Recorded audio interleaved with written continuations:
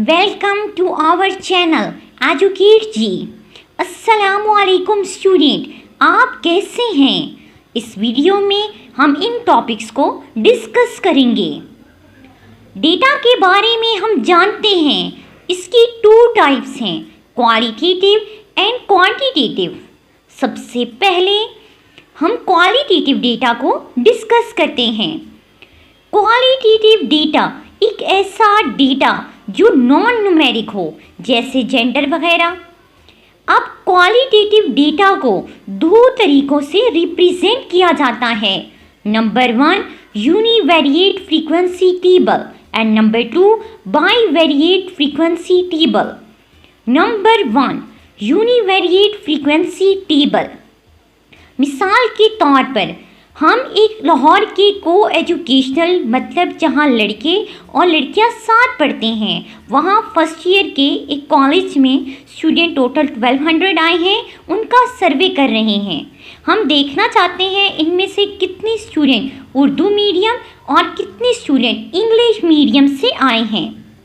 अब हमने इनका डेटा एक ऑर्डर में लिया, you E and so on. You Urdu medium को रिप्रेजेंट कर रहा है और ई इंग्लिश मीडियम को रिप्रेजेंट कर रहा है। अब हमने टोटल उर्दू मीडियम के स्टूडेंट को काउंट किया, वो 719 हैं और इंग्लिश मीडियम के स्टूडेंट 481 हैं और यहाँ पर जो टोटल स्टूडेंट हैं वो 1200 हैं। अब इस डेटा को टेबल में अरेंज करते हैं। अब इस टेबल में दो कॉलम्स हैं, एक मीडियम और दूसरा नंबर ऑफ स्टूडेंट के लिए है। अब यहाँ एक इम्पॉर्टेंट लेटर एफ लिखा है, इसका मतलब है frequency. Frequency means how frequently something happens, मतलब कितनी बार ऐसा हुआ। अब इस इंफॉर्मेशन से हम परसेंटेज और प्रोपोर्शन भी निकाल सकते हैं। जैसे परसेंटेज का फॉर्मूला है self frequency divide by total frequency multiply 100। Self frequency कैसे कि हमारे पास जैसे उर्दू मीडियम के स्टूडेंट हैं 719 डिवाइड बाय 1200 मल्टीप्लाई 100। तो इस तरह 59.9% तकरीबन 60% स्टूडेंट उर्दू मीडियम से और 40% तकरीबन इंग्लिश मीडियम से आए हैं। अब ये एक univariate frequency table of qualitative data है। यूनिवेरिएट मतलब एक वेरिएबल, यहाँ मीडियम है, और फ्रीक्वेंसी मतलब एलिमेंट्स कितनी दफ़ा आए, और क्वालिटेटिव डेटा मतलब नॉन न्यूमेरिक डेटा। इसका मतलब हुआ एक क्वालिटेटिव डेटा जो सिर्फ एक वेरिएबल पर मुश्तमिल हो, उसको रिप्रेजेंट करना टेबल में, तो उसको टेबल में रिप्रेजेंट करें तो वो एक आपके पास यूनिवेरिएट ठीक है फॉर्म होगी। अब इस टेबल को हम डायग्राम में रिप्रेजेंट करते हैं। उसके लिए एक टेक्निक है जिसको पाई चार्ट कहते हैं। A pie chart consist of a circle which is divided into 2 or more parts in accordance with the number of distinct categories that we have in our data। Pie chart एक circle पर मुश्तमिल होता है। इस circle को data की categories की बुनियाद पे दो या दो से ज़्यादा पार्ट्स में डिवाइड किया जाता है या कट किया जाता है। अब सवाल पैदा हुआ कि हम कैसे इस सर्कल को कट करेंगे, तो इसके लिए एंगल है, हम इसे इस फार्मूला से फाइंड करेंगे।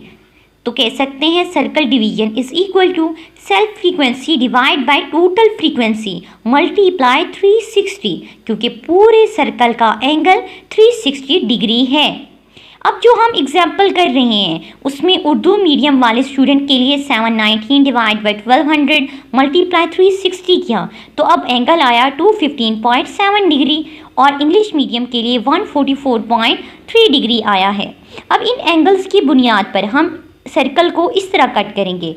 हमारी एग्जाम्पल का ये पाई चार्ट है। अब इंफॉर्मेशन को एक सर्कल से रिप्रेजेंट किया गया है।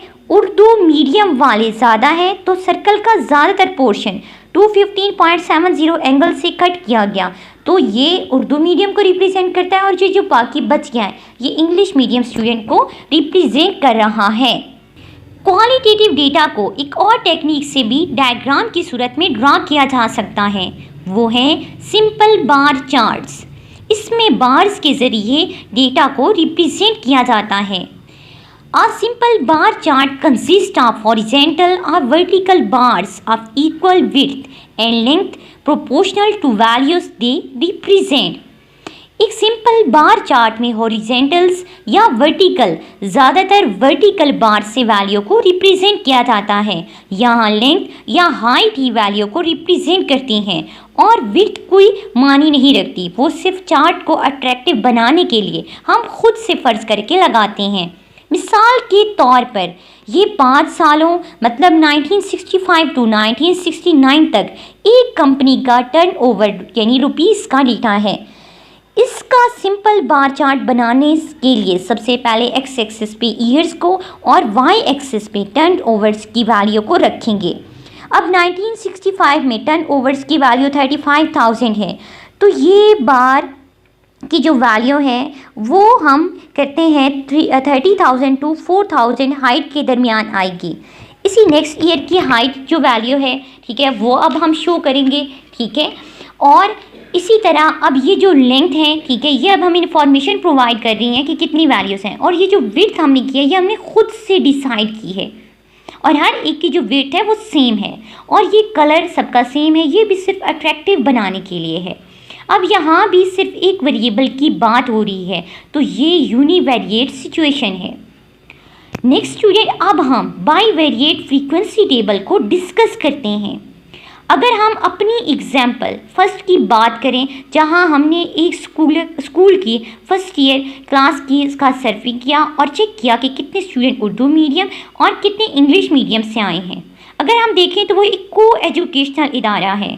अगर साथ में हम ये भी इंफॉर्मेशन लें कि उनका जेंडर क्या है, मतलब कितने मेल और कितनी फीमेल उर्दू मीडियम या इंग्लिश मीडियम से आई हैं, तो अब इस तरह टेबल में 3 कॉलम्स हैं। एक नंबर ऑफ स्टूडेंट को शो कर रहा, दूसरा मीडियम को और तीसरा जेंडर को। अब ये एक बाईवेरिएट सिचुएशन है क्योंकि यहाँ पे अब 2 वेरिएबल्स हैं, एक मीडियम और दूसरा जेंडर। अब इस इंफॉर्मेशन को टेबल में लिखने के लिए हम ये टेक्निक इस्तेमाल करेंगे। यहाँ फर्स्ट रो बॉक्स हेड है को बोलेंगे और जो फर्स्ट कॉलम है उसको स्टब बोलेंगे। अब जेंडर हमने ऊपर रखा और मीडियम फर्स्ट कॉलम में। अब आप उनकी जगह चेंज भी कर सकते हैं, फर्स्ट रो में मीडियम को भी रख सकते हैं और फर्स्ट कॉलम में जेंडर को भी रख सकते हैं। अब सेकंड रो में उर्दू मीडियम वाले मेल जो है वो 202 है और फीमेल 715 है और ये टोटल जो है उर्दू मीडियम के स्टूडेंट 719 है। इसी तरह इंग्लिश मीडियम वाले हैं और लास्ट पे टोटल मेल मतलब 552 और फीमेल 648 आपके पास हैं। अब इस टेबल का जो बार चार्ट है वो ऐसा होगा। अब यहाँ हर बार 2 पार्ट्स में डिवाइड है। जैसे मेल जो उर्दू मीडियम से आए हैं वो ऊपर वाले पोर्शन में से रिप्रेजेंट किया गया है और नीचे वाले से को जो है वो इंग्लिश मीडियम को रिप्रेजेंट कर रहे हैं। इसी तरह फीमेल का भी है, ठीक है, कि ऊपर हमारे पास उर्दू मीडियम या नीचे इंग्लिश मीडियम है। ये भी पोर्शन हम चेंज कर सकते हैं। बार चार्ट को अब ऐसे बार चार्ट को हम कंपोनेंट बार चार्ट या सब डिवाइडेड बार चार्ट भी कह सकते हैं। अब इससे वैल्यूज़ को कंपेयर करना आसान हो गया है। स्टूडेंट, एक और टाइप का भी बार चार्ट होता है जिसको मल्टीपल बार चार्ट कहते हैं। This kind of a chart consist of a set of grouped bars the length of which are proportionate to the values of our variables and each of which is shaded or colored differently in order to aid identification। Multiple bar chart 2 या 2 से ज़्यादा variables को represent करने के लिए इस्तेमाल होते हैं। मिसाल के तौर पर पाकिस्तान के कुछ ईयर्स मतलब 1971 टू 1975 तक की एक्सपोर्ट और इंपोर्ट की इंफॉर्मेशन हमने ली है। अब इसको हम बार चार्ट में मतलब मल्टीपल बार चार्ट में तो वहाँ पर हम इसको रिप्रेजेंट करेंगे। अब इंपोर्ट के लिए हमारे पास यहाँ पे 2 बार लाइंस लगाई गई हैं, ठीक है, एक इंपोर्ट को शो करी है और एक एक्सपोर्ट को। इसी तरह हमारे पास यहाँ पर ये 2 लाइंस हैं और जो एक्सपोर्ट वाली हैं उनका सेम कलर है और इंपोर्ट वाली का भी क्या है, सबका सेम कलर है और विड्थ हम खुद ही बनाते हैं, ठीक है, जस्ट हाइट जो है वो मीनिंगफुल है। अब ये एक मल्टीपल बार चार्ट है। अब क्वेश्चन आता है कि कंपोनेंट बार चार्ट या मल्टीपल जो बार चार्ट है उसमें क्या फ़र्क है? तो स्टूडेंट सिर्फ एक ही फ़र्क है। कंपोनेंट बार चार्ट में आप इंफॉर्मेशन को टोटल मतलब ऐड कर सकते हैं, क्योंकि अगर आप याद करें तो हमने total male student total female student को ऐड कर लिया, लेकिन यहाँ पर हम एक्सपोर्ट और इंपोर्ट को आप इसमें ऐड नहीं कर सकते। तो ये फ़र्क की बुनियाद पर हम मल्टीपल बार चार्ट इस्तेमाल करते हैं। इसके बाद स्टूडेंट आता है क्वांटिटेटिव डेटा। क्वालिटेटिव डेटा की तो बात कर ली, अब क्वांटिटेटिव वेरिएबल्स की 2 टाइप्स हैं, discrete variable and continuous variable. Discrete variable जो काउंट किया जा सके, मतलब होल नंबर में हो, 1 2 3 पॉइंट में ना हो। और नेक्स्ट कंटिन्यूअस जो मेजर किया जाए, जो डेसिमल में हो, उसको कंटिन्यूअस कहते हैं। अब इन वेरिएबल्स को इन मेथड से रिप्रेजेंट किया जाता है। सबसे पहले डिस्क्रीट वेरिएबल की बात करते हैं। मिसाल के तौर पर एक नर्सरी स्कूल के बच्चों की टोटल बुक्स और नोटबुक्स को काउंट किया गया है। अब बच्चों के पास जो नंबर ऑफ बुक्स हैं एंड कॉपीज़ हैं वो 3, 5, 7 एंड 9 हैं। अब इसको इस तरह फ्रीक्वेंसी डिस्ट्रीब्यूशन से रिप्रेजेंट करेंगे।